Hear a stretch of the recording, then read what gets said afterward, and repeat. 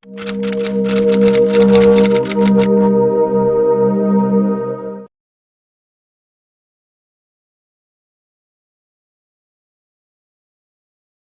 últimas fechas hay un detonante, que es este proyecto del gobierno español de otorgarle la nacionalidad española a los descendientes de los judíos expulsados en 1492.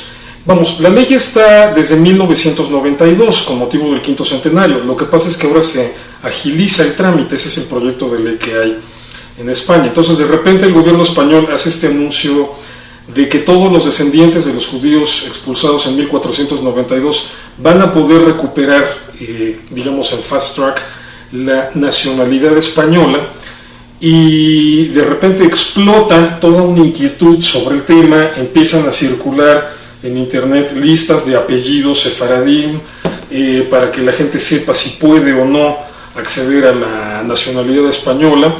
Listas obviamente espurias. El gobierno español ha dejado en claro que ellos no han publicado ninguna lista. Hay listas que tienen desde 300 apellidos hasta 5,000 apellidos. ¿Y son falsas esas listas? Son falsas en el sentido de que no son oficiales del gobierno español. Son inexactas en cuanto a la forma en la que se maneja la información. Y estos son los objetivos del curso. Empezar a aclararle a la gente qué sí y qué no con este tema. Por ejemplo, en este asunto de los apellidos. Tú agarras una lista con 5,000 apellidos y parece que aparece allí todo el directorio telefónico de cualquier país hispanoamericano. Entonces ahorita de repente tenías a un montón de gente diciendo soy judío. Incluso hay sectas religiosas extremistas donde se maneja esta idea de que ya porque tu apellido aparezca en una lista en internet, ya te puedes considerar judío. Entonces, porque tu apellido es judío. De repente uno se encuentra allí apellidos tan comunes en el mundo hispano como López, Fernández, Rodríguez, etc. Y entonces viene gente a decirte que esos son apellidos judíos. Hay que precisar la información. Esos son apellidos que utilizaron algunas familias judías y no es lo mismo una cosa que la otra. Entonces, el hecho de que un apellido aparezca en una lista, que quién sabe quién la hizo aparte, no significa necesariamente que la persona sea ni siquiera de origen judío. Entonces hay muchas cosas que ir poniendo en orden, que ir corrigiendo la información, entrando en los detalles precisos que levanta este tema. Y bueno, eso es en parte de los objetivos del curso. Te decía, el detonante es este anuncio que hace el gobierno español y toda la expectativa que crea, porque entonces ahorita tenemos un montón de gente diciendo, bueno, ¿podré aspirar a la nacionalidad española por este canal? Tú como especialista en religiones, ¿qué nos vas a explicar en estos cursos? Mira, el proyecto, más allá del curso, todo el proyecto se llama Cultura Anusim, y el objetivo es crear un espacio permanente. Más allá del curso, o sea que vas a llevar a cabo más cosas. Pues sí, obviamente esto va a incluir en un momento dado publicaciones, también se está pensando en ello. Aparte de las clases normales que se den, se pueden organizar en un momento dado talleres y conferencias sobre temas ya muy específicos o muy precisos, o visitas incluso a espacios museográficos donde se conserve parte del acervo que quedó de todo esto. Entonces, es un proyecto que en ese sentido se puede ir enriqueciendo mucho con diferentes disciplinas que se incorporan. Pero digamos, la base del proyecto es obviamente un curso que se convierte en un espacio de formación e información en donde la gente pueda estar recibiendo información correcta sobre esta materia. Entonces, muchas materias que abarcar. Por lo tanto, el curso debe ser un espacio permanente.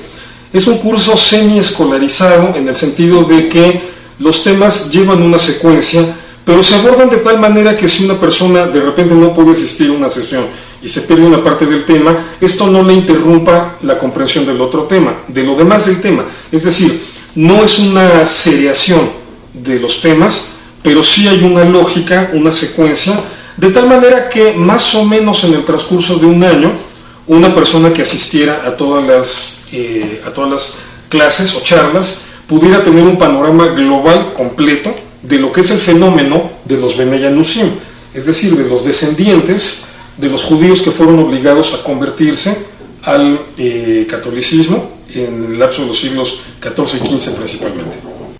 Mira, básicamente son 4 áreas las que se tienen que abordar. Una, naturalmente, es la historia, es decir, cómo surge el fenómeno, cómo se desarrolla y hasta cierto punto cómo concluye, o la controversia de si el fenómeno concluyó o no. Otro, naturalmente, es la perspectiva religiosa, es decir, cómo es que el judaísmo rabínico a lo largo de los últimos 5 siglos ha abordado el tema, cuáles han sido las posturas de los diferentes rabinos en relación al tema, cómo ha evolucionado, porque obviamente no es lo mismo hablar de descendientes de judíos conversos cuando esto tiene 50 años que sucedió que cuando tiene 500. Entonces, cómo ha evolucionado la postura de los rabinatos al respecto. Otro tema es el de, digamos, los detalles que tienen que ver con la vida de los Benei Anusim, cómo eran, cómo se comportaban, cómo se identificaban, es decir, entrar un poco en sus costumbres y en sus tradiciones, sobre todo porque fueron la base de su sobrevivencia, era como ellos se reconocían unos a otros, por lo tanto, la principal herramienta que tuvieron para sobrevivir. Y que es por donde en un momento dado se pueden analizar todavía los casos de algunas familias que puedan ser de este tipo de origen. Y finalmente... Ahí vamos a analizar los casos de la gente que viene. Sí, exactamente. O sea, ¿y se va a poder? Claro, sí, mucha gente seguramente se va a acercar con la inquietud de decir, oye, yo creo que soy descendiente de... Y depende de casos a casos, o sea, por experiencia propia, me consta que hay familias o personas que basta escarbarle muy poco para que aflore todo un antecedente judaico objetivo, comprobable. Mientras que está el otro extremo, de gente que le puede encantar el tema, se puede sentir emocionalmente muy vinculado a, pero pues ni modo, a la hora que te pones a revisar no te encuentras absolutamente nada en claro. Entonces, hay de todo, se tiene que ofrecer esta alternativa. Digo, va a ser complicado y seguramente habrá que improvisar sobre la marcha en muchos casos, para cuestiones de organización, pero tiene que ofrecérsele a la gente un marco de información para que sepan qué hacer. Primero para que decidan qué hacer y luego para que sepan cómo hacerlo.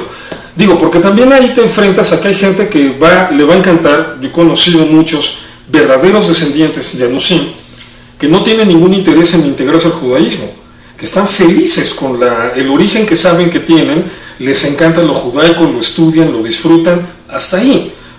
Generalmente son gente cristiana, me he topado uno que otro ateo, pero que están felices en su iglesia, con su religión, con su identidad, no tienen intención de cambiar eso, pero que toda la información que reciben sobre el fenómeno de los Anusim les fascina porque les hace entenderse mejor a sí mismos.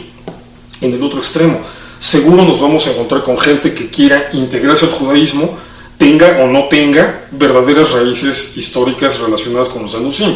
Entonces, bueno, en un momento dado hay que saber orientarlos. Obviamente esto no lo estamos haciendo desde una perspectiva religiosa. Nosotros no vamos a ofrecer conversiones ni nada por el estilo, eso tiene que quedar bien claro, pero en un momento dado pues se le tiene que orientar a la gente para decirle dónde se puede o dónde tendría que hacer su propia búsqueda de este proceso, ¿no? Entonces, te decía, son estas áreas temáticas y esto tiene que ver justamente con la cuarta área temática que te iba a mencionar y que son las expectativas, es decir, una vez que empiezo a entender cómo está todo el fenómeno histórico, cuál es la postura del judaísmo, poder identificar en qué situación me encuentro yo y entonces decidir qué es lo que quiero hacer. Si nada más quiero acercarme a esto como una cosa que me encanta, o si de verdad en un momento extremo quiero realmente irme hacia la religión judía, entonces cómo, o qué, o con quién, en dónde, es donde tengo que procesar esto, ¿no? Digo, para que la gente en este sentido también tenga las herramientas para que no la estafen, porque estafadores lamentablemente con este tema y muchos otros nos sobran en la calle. Entonces, crear este marco para que la gente sepa qué hacer. Y obviamente un espacio donde quepan todos, es decir, Los que quieran buscar por su cuenta, porque, insisto, nosotros no lo vamos a ofrecer, un proceso de conversión, de todas maneras pueden seguir viniendo a seguir aprendiendo del tema. Los que nada más quieran acercarse por el lado cultural, que puedan justamente disfrutar de todo lo que se puede trabajar en un espacio como este. Y pon tú que aunque uno no tenga ningún origen relativo a los Anusim, puede venir también. ¿Qué vamos a aprender sobre los Anusim? Por supuesto que puede venir, o sea, lo mismo puede venir un hispano que no tenga ningún origen judío o un ashkenazí polaco puro, es decir, gente que no tenga contacto, ningún vínculo con los Anusim. Es eminentemente un proyecto cultural. Entonces vienes a lo que se va cualquier proyecto cultural, principalmente a aprender, pero también a intercambiar, a tener una interacción que resulte en una retroalimentación de todos. Sobre todo es un punto de contacto. Lo que nos interesa en este caso es también que la gente, sobre todo la gente que no tiene contactos reales con el judaísmo, ya no me refiero a que sean o no descendientes, sino que han crecido en ambientes donde nunca han tratado con un judío o nunca han tenido un libro donde se expliquen temas judíos por autores judíos, que puedan entrar en contacto directo con la historia judía, con esta parte de la historia judía y de la cultura judía desde la perspectiva judía.